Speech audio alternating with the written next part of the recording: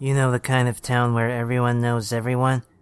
Where the local diner serves coffee in mugs stamped with your name, and everyone will lend a hand to a neighbor in need? A place where generations of families grew up together? Well, that is the sort of place where I live.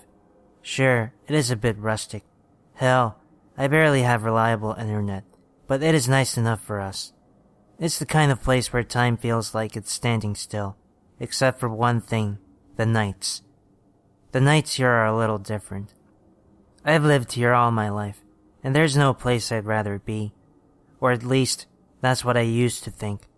This place has its quirks, like any small town, but there's a big one that stands out for us. You see, every night, without fail, at 11:38 p.m., the town locks down. I'm not talking about just closing up shops and less people being out and about. I'm talking about a real lockdown. Doors slam shut and are barred, windows rattle and lock, and everyone knows they have to be inside and stay inside, at least for what happens next. The next part is strange. No one ever sees anything moving out there directly, but we all just know.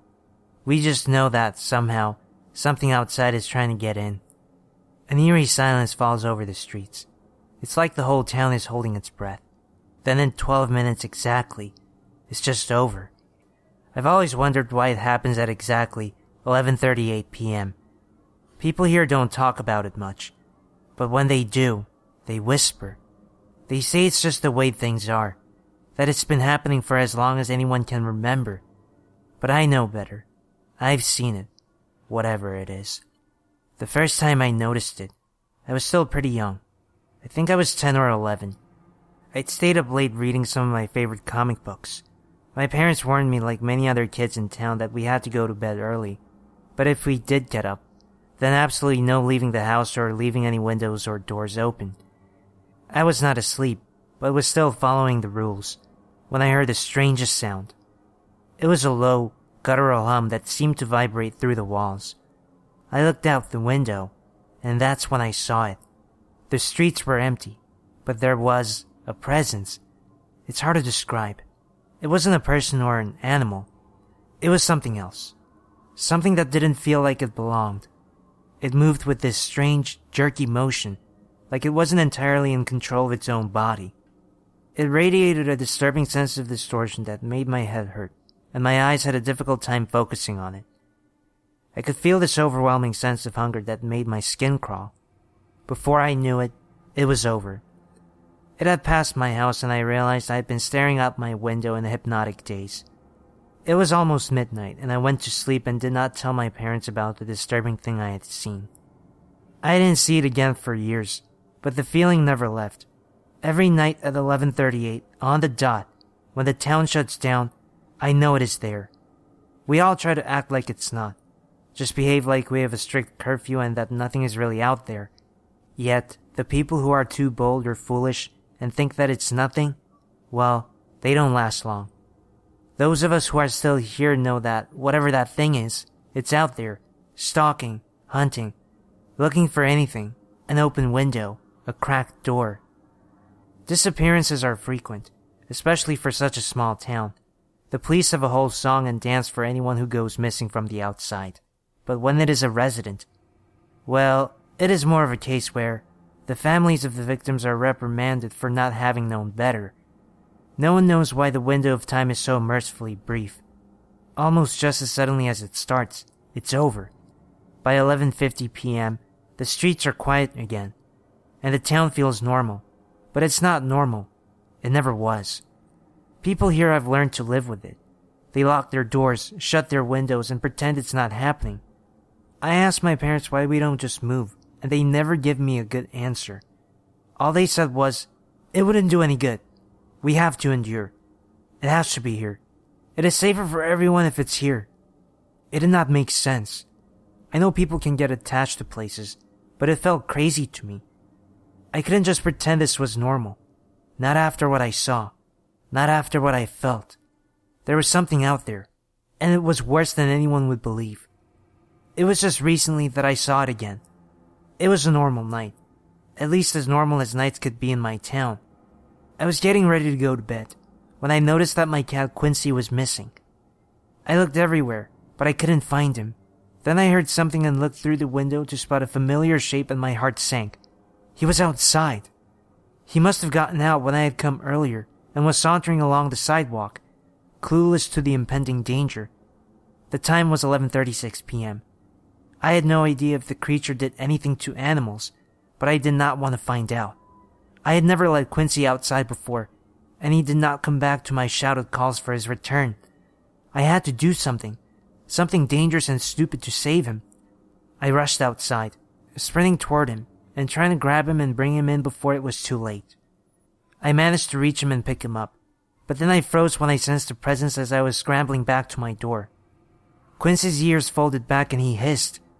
I felt paralyzed and then I thought I saw it again. It was different this time, larger and more overwhelming than before. Its presence seemed to fill the entire street, pressing against the houses like an unseen force. I tried to run, but my legs wouldn't move. I was frozen in my place, my breath caught in my throat. To my horror, it seemed to finally regard me. Quincy jumped out of my hands and ran back to my house. He had fortunately evaded whatever interest the thing might have had with him. The creature's head twisted unnaturally in my direction, its distorted features coalescing into more recognizable shapes. Staring into the grotesque visage forced a scream out of me as I beheld the blasphemous impossibility.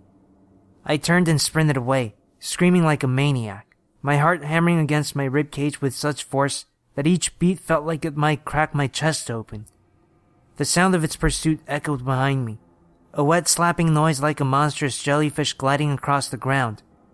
Its deafening roar filled the air, shaking the ground beneath my feet as I ran for my life. I did not know if I could get away, knowing I knew I had been outside and survived. I ducked into an alley, my hands shaking as I pressed myself against the wall. My breath came in short, sharp gasps, and I could feel sweat dripping down my face. I didn't dare look around the corner. I didn't dare move.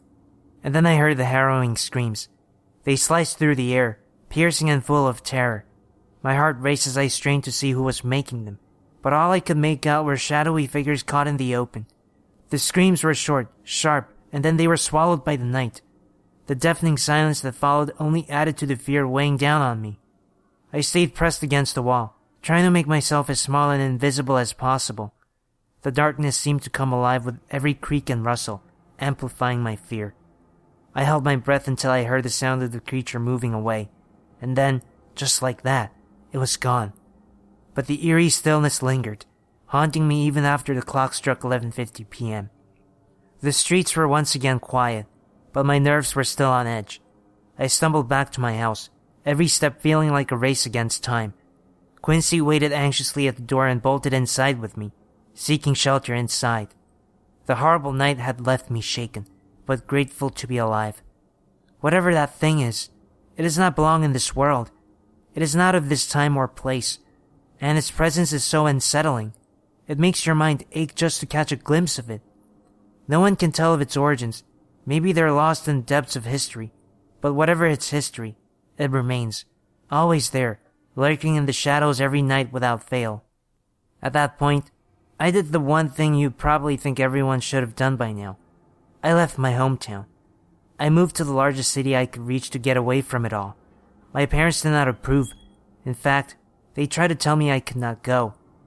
I was so desperate to get out of there that I had to sneak away in the early morning when they could not interfere. I never understood why we all stayed there and tried to ignore the eldritch nightmare that hunted us at night. It seemed so simple and I felt better at first. The city felt alive with the hum of traffic and the distant chatter of people during the day, a cacophony that made me feel safe, anonymous.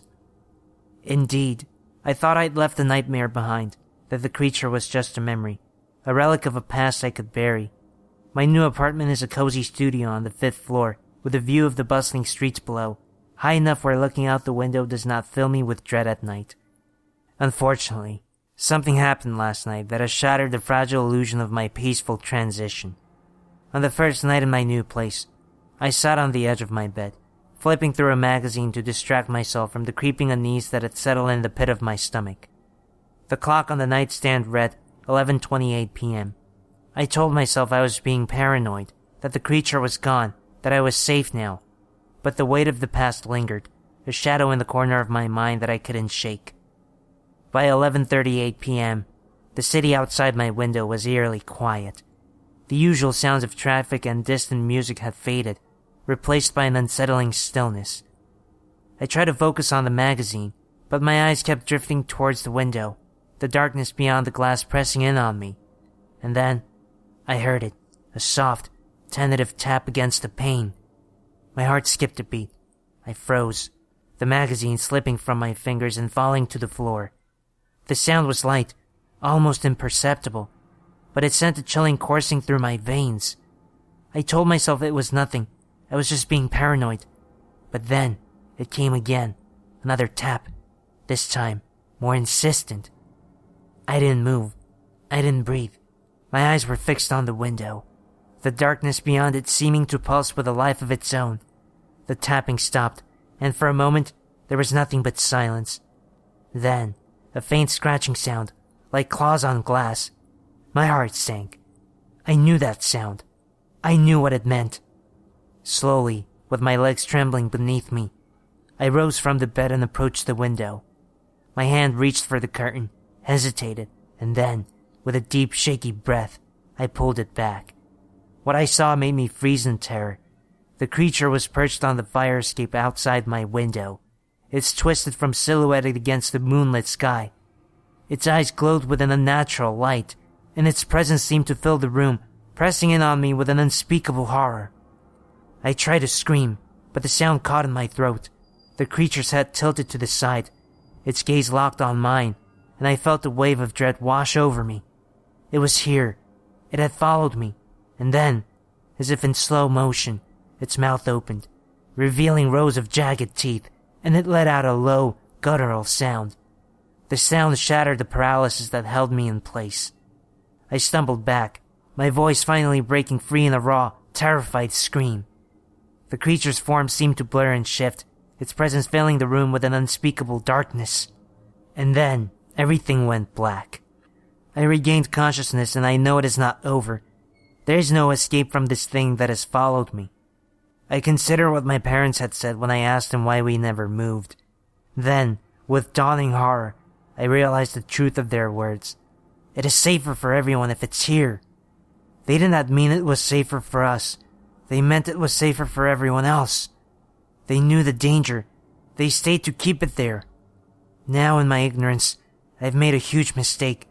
Somehow, it knew I left. It has followed me here, to a place where over 1 million people will soon know about its existence, and maybe more if it moves beyond that. I'm so sorry for bringing it here. I didn't know. Please, for your own safety, stay inside between 11:38 p.m. and 11:50 p.m. By now, it might not be safe wherever you are as well.